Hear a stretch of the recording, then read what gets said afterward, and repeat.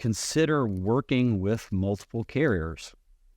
If you're just using or working with a FedEx or UPS, they're very, very good service providers.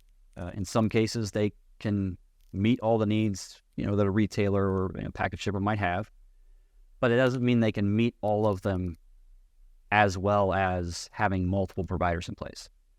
There are some specialized carriers that service a region or a local market or something like that. And so there's the service part that can help make sure that you have options to use more than one carrier. But with negotiations, it does a couple of things.